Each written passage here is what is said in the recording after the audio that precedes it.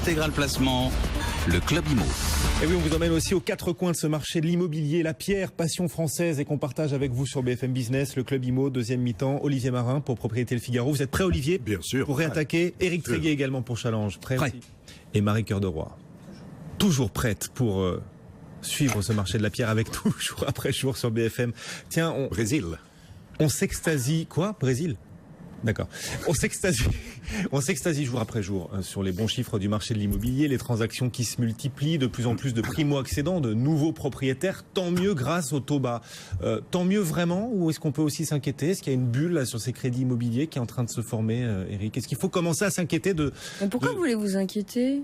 En tout cas, il y a toujours des gens qui s'inquiètent pour nous, si on ne s'inquiète pas. Et là, en l'occurrence, c'est le HCSF. Le Haut Conseil. Haut Conseil de la Sécurité Financière. Alors, c'est encore un de ces machins à Bercy, présidé par le ministre de l'économie, le gouverneur de la Banque de France, etc., qui se penche sur le marché de l'immobilier et qui regarde un petit peu ce qui se passe. Et qu'est-ce qu'il constate? Eh bien, c'est que ça va très bien. Alors forcément, il s'inquiète. Et du coup, et qu'est-ce qu'il constate? Il constate que, par exemple, le rythme, il y a 6 mois de souscription des crédits immobiliers, c'était à peu près 20 milliards. Aujourd'hui, depuis le début de l'année, on est à 32, 33 milliards. C'est quand même pas mal. Brésil, comme dirait Olivier Marin. Exactement. Effectivement, c'est juste qu'on est en train de vivre une période historique. C'est-à-dire que jamais on a connu autant de crédits nouveaux à l'habitat en ce début d'année. En fait, il ne s'inquiète pas du tout pour le marché, il s'inquiète pour son rôle. Et ils s'inquiètent en tout cas. Oui, c'est exactement ça. Voilà, ils se disent, de toute façon, il faut prévenir. Vaut mieux prévenir que d'attendre que ça arrive. Donc, il est là en train de dire qu'est-ce qui va se passer. Il ne sait pas ce qui va se passer. Non, mais est-ce que les banques sont beaucoup trop souples? Est-ce qu'elles acceptent des dossiers fragiles désormais? Non, ce qui se passe, juste pour faire du chiffre. Ce qui se passe, c'est qu'on a été dans une période où les banques faisaient vraiment de la rétention, fermaient les portes. Là, elles les ouvrent, elles les ont ouvertes suffisamment. En plus, tout le monde se dit, les taux sont bas, ils sont en train de monter. Il faut y aller tout de suite. Donc, c'est un facteur déclenchant très important. Les gens se disent, si je le fais pas tout de suite, plus les prix qui remontent dans les grandes villes. Bien sûr. La conjonction des deux. Ça pousse les gens. Tout le monde a la conviction qu'on ne connaîtra jamais une période aussi propice et favorable à l'achat immobilier. Et puis, tout le monde se précipite. Exactement. Et puis, il y a un autre facteur, c'est le livret A. Regardez le livret A, regardez le contrat d'assurance vie. Tout le monde nous dit que les taux vont baisser, vont continuer à baisser de ce côté-là. Donc les gens font un choix et se disent il faut aller plutôt vers l'immobilier. Après, il faut bien voir que le Haut Conseil de stabilité financière, il a quand même des arguments qui sont de dire qu'effectivement les taux sont bas depuis un très long moment. Ils sont extrêmement bas. Les banques ont rogné sur leurs marges et qu'à un moment donné, le rôle du Haut Conseil de stabilité financière, c'est de dire il faut que les banques soient suffisamment solides et les reins assez solides. Effectivement, à ce rythme-là, alors que la remontée des taux, on l'attendait sans doute un petit peu plus dynamique et qu'elle reste extrêmement faible, elle se dit il faudrait peut-être que les banques accélèrent un petit peu le mouvement de hausse de taux, qu'elles reconstituent un peu plus facilement leur marge, d'autant que, et je le rappelle, la résiliation de l'assurance emprunteur, les banques vont perdre beaucoup, ça sera réellement le cas à partir du début de l'année prochaine. Mais voilà, l'idée c'est assurer votre coussin de sécurité, remonter des taux c'est pour bientôt, donc il faut qu'elle s'assure elle-même, et puis effectivement vous risquez de perdre un petit peu, voire beaucoup, sur l'assurance emprunteur, là où elles se font un maximum de marge sur le crédit immobilier. Et qu'est-ce qu'on constate depuis quelques mois, c'est que les banques sont en train de se battre vraiment comme des chiens pour essayer de conserver ces clients qui souscrivent l'assurance emprunteur maison. C'est vraiment leur combat et elles sont aujourd'hui au plus près des courtiers, par exemple, pour leur dire on vous donne un taux préférentiel, mais il faut qu'ils souscrivent notre assurance. Il faut savoir qu'il y a eu des calculs pour savoir quelle était la marge des banques sur ces assurances emprunteurs. On est plus proche de 80%. 80% de marge? 80% de marge, bien sûr. Parce que en fait, au moins 50 de toute façon. Entre 50 et 80. L'emprunteur français est un emprunteur en or. Il rembourse toujours. La banque a. Vous êtes en train de nous dire qu'en fait l'assurance emprunteur ça sert pas à grand chose. Ça ne sert pas à rien, oui. Sauf quand on en a besoin. Mais c'est obligatoire. Eh oui. Voilà. Bon, donc voilà, pas de prise de risque Pas de panique excessive. à avoir. Non, et puis pas de panique, d'autant moins de panique, effectivement, elles ont tendance, alors même si, n'oublions pas quand même, parce que vu le monceau de demandes qu'elles ont justement, elles peuvent se permettre d'être un tout petit peu sélectives, plus qu'elles ne l'ont été ces dernières années. C'est-à-dire qu'aujourd'hui, vous avez tellement de demandes que les banques vont choisir les profils les plus sécures pour elles. Donc il ne faut pas non plus penser qu'elles sont d'un grand laxisme en ce moment. Pas du Deux tout. chiffres historiques, donc plus de 30 milliards de souscriptions de prêts immobiliers par mois. Et au début de cette année, on a dépassé l'encours de 900 milliards de crédits immobiliers en France. Ça n'a jamais été fait jusqu'à présent. Et une remontée des taux, nous sommes à 1,49 en février, nous étions à 1,31 en novembre dernier, une remontée quand même de ces taux d'intérêt, même si c'est pas énorme. Et aussi explique pourquoi les gens se ruent avant que la hausse des taux se poursuive. Bien sûr. Allez, on marque une petite pause, histoire de garder un œil sur les marchés actions, et puis l'on revient au cœur de ce monde immobilier dans un instant. Le CAC 40, 4963 points, on perd 0,77% en ce moment. Un petit coup d'œil sur le volume de transactions pour regarder le crédit à donner à cette phase de consolidation. Et bien pour le moment, à l'heure qu'il est, on fait 2 fois plus de transactions aujourd'hui, à savoir 870 millions qu'on en faisait hier quasiment à la même heure, où on tournait plutôt autour des 400 millions d'euros négociés. Sur les places européennes, la tendance est également à la baisse, moins 0,66% en ce moment pour l'Eurostoxx 50, et ce n'est pas donc une surprise de trouver beaucoup de titres en baisse assez franche. ArcelorMittal notamment perd 2,74%, les financières qui faisaient la course en tête hier ont totalement renversé la vapeur, et Société Générale, AXA, Crédit Agricole et BNPP perdent plus d'1,5% et font partie des plus forts dégagements du jour. Quelques valeurs qui surnagent tout de même, moins d'une dizaine pour le moment sur le CAC. L'Oréal, Orange, Unibail, Sanofi, Total et Danone pour une variation maximale de 0,76% dans le vert pour L'Oréal. Hors CAC, signalons Trigano qui gagne 1,13% et Ingenico qui décroche de 4% en ce moment. L'eurodoll 1,0780. Suivez les marchés sur tradingsat.com, le site bourse de BFM Business. BFM Business, Intégral Placement, le Club Imo. La suite, et on est pratique dans Intégral Placement dans ce Club Imo. On va vous dire comment trouver les meilleures opportunités si vous souhaitez acheter ou pourquoi pas aussi vous lancer dans l'investissement locatif. Olivier, est-ce qu'il y a des rendez-vous à ne pas manquer dans les prochains jours? Oui, alors notamment, c'est le coup d'envoi de la Semaine nationale des ventes aux enchères immobilières des notaires. Alors ça se déroule là, ça démarre, donc près d'une centaine de biens immobiliers, des appartements, des maisons, des lofts, des châteaux, des chalets, des terrains, des parkings, des locaux commerciaux sont proposés aux enchères, à l'occasion donc de 25 séances de vente qui se déroulent à Paris, en région, à Lyon, à Bordeaux, à Nice, Tignes, Niort, Versailles et Arras notamment. Alors exemple de vente, maison d'architecte à Biscarrosse dans les Landes, un grand chalet en bois des années 50 à Tignes, un bureau de poste à Lannemezan, une maison de style provençal dans les Deux-Sèvres, des petites maisons en Seine-Maritime mises à prix 30 000 euros. Et puis à Paris, 2 séances de vente aux enchères organisées dans les locaux de la Chambre des notaires. Donc c'est au 12 avenue Victoria, ce sera les 28 et 29 mars prochains, sur le thème des petites surfaces, donc des surfaces comprises entre 12 et 45 mètres carrés. Toute une série de biens situés à Paris, mais aussi en banlieue. Alors, exemple, un studio dans le quartier de Belleville, mis à prix 46 000 euros. Un autre rue Frémicourt dans le 15e arrondissement, présenté 60 000 euros. Un 2 pièces rue d'Aubervilliers dans le 19e autour de 100 000 euros. Et puis des biens immobiliers à Argenteuil, à Saint-Mandé ou encore à Courbevoie.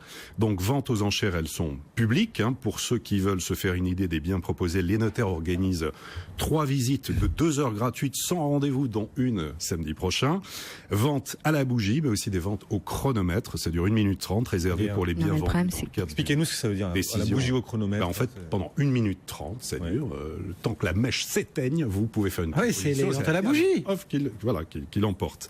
Et pour vous faire une idée, sans vous déplacer, beaucoup de ventes seront retransmises sur Periscope ou le Facebook Live des notaires. Sinon, renseignements sur le site immobilier.notaire.fr pour cette 11e semaine nationale de vente aux enchères immobilières. Qui va démarrer donc dans les prochains jours. On a découvert, si vous nous écoutez à la radio, vous savez que BFM Business est aussi à la télé, on a découvert quelques images de ces biens mis en vente et certains, en effet, font envie. Faut surtout juste ne pas oublier qu'il s'agit quand même, effectivement, de prix de départ. Quand même. Pour ceux ou bien celles sûr. que ça ferait rêver, je Ouais, précise. il faut y aller. Mais alors, faut y aller, non, ça se tente. il faut regarder mais... au moins sur C'est un- Facebook Live Non, mais ou voilà. Periscope, C'est un véritable justement, pour se faire spectacle. une- C'est un véritable non, non. spectacle. Oui, il y a beaucoup de monde, c'est bourré et il y a surtout pas mal de professionnels qui sont là pour faire monter les enchères et attraper des biens moins chers. Mais en plus, maintenant qu'on a tenu informer tout le grand public là, de cette vente aux enchères, les prix vont rôle. encore plus monter. Des gens doivent nous en vouloir aujourd'hui. Et puis on sait quoi Merci, voir samedi. merci, hein. Putain, On sait quoi Olivier, faire samedi, visiter les biens que Olivier nous a proposés.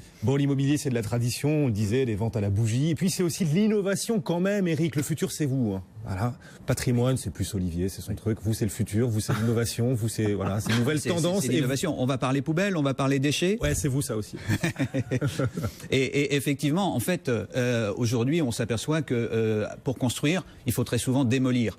Et aujourd'hui, quand on regarde par exemple l'Île-de-France, on sait qu'il y a des grands projets, Oh oui. bien sûr, la Cité du Grand Paris Métropole, etc. L'un des 5 plus grands chantiers du monde. Exactement. Et c'est un des 5 plus grands chantiers du monde, mais aussi une montagne de déchets. Il va y avoir 40 millions de tonnes, plus de 40 millions de tonnes de déchets qui vont être à réutiliser. Enfin, ouais. qu'est-ce qu'on en fait Et si on l'utilisait pour construire un immeuble? Eh bien oui, mais c'est pas si simple que ça, parce que quand on démolit, on a plein de choses qui tombent, qui se mêlent, et on se retrouve avec des masses de déchets dont on ne sait pas quoi faire et qui ne sont pas valorisables. Jusqu'à présent, qu'est-ce qu'on en faisait? Je vous le demande quand on était en Île-de-France. Eh bien, on le mettait en Seine-et-Marne. Ah bon? Voilà. Et la Seine-et-Marne, le mettez. La Seine-et-Marne, il y a des zones entières qui sont dédiées à recevoir ces déchets qui sortent de l'Île-de-France et qui arrivent dans ce département, qui aboutissent là. Et c'est vrai qu'au bout d'un moment, ça finit par être inquiétant. Et en plus, il y a une loi, la loi qui va s'appliquer à partir de 2020, qui force tous les constructeurs à avoir au moins 70% de ce qu'ils construisent qui est recyclable. Ah ouais. Voilà. Et alors, du coup, on va s'y mettre, c'est ça? Et la Seine-et-Marne peut pousser un grand ouf de soulagement? Tout le monde va s'y mettre. Alors, bien sûr, on va s'y mettre quand on va creuser les 200 km de voies du circuit de transport du Grand Paris. Ouais. Mais chaque chantier, chaque promoteur va devoir aujourd'hui prouver que ce qu'il construit est à 70% réutilisable. Et ça, c'est très compliqué. Et alors, du coup, on est obligé de faire des expérimentations. Bouygues, justement, à Bagneux, a ouvert un premier chantier dans une zone qui appartenait avant à Sanofi, dans laquelle il y avait beaucoup de bâtiments qu'il faut démolir. Et là, ils sont en train de faire cette expérimentation pour savoir si on peut effectivement ressortir tous ces déchets et les valoriser. Alors, qu'est-ce que ça donne ? Quelle révolution, quand même. C'est fabuleux. Oui. Ah, c'est fabuleux. Là, Bouygues va construire 50 000 mètres carrés de bureaux, 200 logements, une résidence étudiante, et il va forcément démolir tous les immeubles qui existaient. Oui. Qu'est-ce qu'il va en obtenir ? Il va en obtenir 80 tonnes de verre, 360 tonnes de plâtre, 480 tonnes de bois, 54 tonnes de ferraille, 170 tonnes de dalles de moquette. Vous imaginez un petit peu ? Oui. Voilà. Voilà, c'est ça qu'on obtient quand on essaie de revaloriser ces déchets. C'est quand même, on imagine ça comme un tas de choses dont il faut se débarrasser, mais en fait, le verre est parfaitement recyclable, le béton, pareil, la ferraille, c'est exactement la même chose. Et tout ça va donc se traduire à grande échelle aussi sur un chantier comme le Grand Paris, vous le disiez, 200 km de C'est métro. colossal. C'est gigantesque, passionnant. Tiens, il n'y a pas qu'à Paris qu'il se passe des choses, Olivier. Figurez-vous que Toulouse va enfin avoir son gratte-ciel. Il était temps quand même. Oui, alors parmi les projets qui ont été présentés au MIPIM la semaine dernière à Cannes, il y a eu l'annonce donc de cette tour Occitanie en fait qui va dominer Toulouse. Bien nommé. On va avoir, je pense, des images. C'est la Occitanie Tower. En fait, c'est l'architecte américain Daniel Lipskin qui l'a dessiné. Alors, C'est Singapour, là, c'est Singapour. Notamment, on lui doit, alors, tour en verre végétalisé absolument magnifique. Et Daniel Lipskin, en fait, c'est un architecte américain d'origine polonaise à qui l'on doit notamment le musée d'art moderne de Denver, musée royal d'Ontario à Toronto, le City Center de Las Vegas. En fait, il a été aussi aidé par un architecte toulousain qui s'appelle Francis Kardec. Donc, cette tour avec quoi? Un hôtel 4 étoiles, un restaurant, un bar panoramique au 36e et 37e étage, mais aussi une centaine de logements du 21e au 35e étage, des logements d'une surface de 80 à 100 mètres carrés doté de grands séjours avec cuisine équipée, vue sur la ville et sans environ, jardin intérieur protégé par double façade. En dessous, donc, on aura des bureaux, tout en bas des commerces et puis côté sécurité. Premier immeuble de cette taille au cœur de Toulouse, il sera soumis à la réglementation spécifique des immeubles de grande hauteur, c'est-à-dire des pompiers présents 24 heures sur 24, 7 jours sur 7, plancher super isolant capable de résister au feu. Et au niveau énergie... C'est la moindre des choses, Olivier. Double pot pour le bâtiment. Store intelligent géré électroniquement en fonction de la luminosité pour les logements. Oui. Le verre traité filtrant pour les bureaux. Usage ponctuel de la clim. Voilà, 30 000 mètres carrés au total sur une parcelle de 2000 mètres carrés. Côté promoteur, la compagnie de Phalsbourg. Ce projet doit coûter 130 millions d'euros et être livré, si tout va bien. C'est éligible au 2021, Pinel ou pas? Parce que comme tout 2022. commençait. Quelle hauteur cette tour à Toulouse? 150 mètres. 150 mètres, donc cette première tour gratte-ciel qui va voir le jour à Toulouse est vraiment magnifique. Hein. On vient de voir les images, c'est vraiment digne de Singapour, honnêtement. C'est somptueux. Ce sera à Toulouse. À la limite, si vous voulez y acheter un logement, faites-le côté sud. Vous verrez au loin la barrière des Pyrénées en plus. Ce sera autour de 7 000 euros par mètre carré, à peu près. Ah, Pas non, cher. raté pour le Pinel. Ça va être compliqué. Ah oui, c'est trop par contre. Et voilà, ces nouvelles tendances du marché immobilier, ces nouvelles opportunités qui poussent de partout, même au cœur de nos villes. Merci à tous les trois, au cœur de ce Club Imo, Éric Tréguier pour Challenge, Olivier Marin pour Propriété Le Figaro et Marie Cœur de Rouen. On vous retrouve demain, Marie, avec plaisir. Le marché, il est en baisse ce matin, 0,62% de moins pour l'indice CAC 40. Dans un instant, ce sera le face-à-face du jour. Philippe Béchade, Sébastien Corchal viendront nous rejoindre en plateau. Restez avec nous. BFM Business, intégral placement, 10h midi, 100% placement.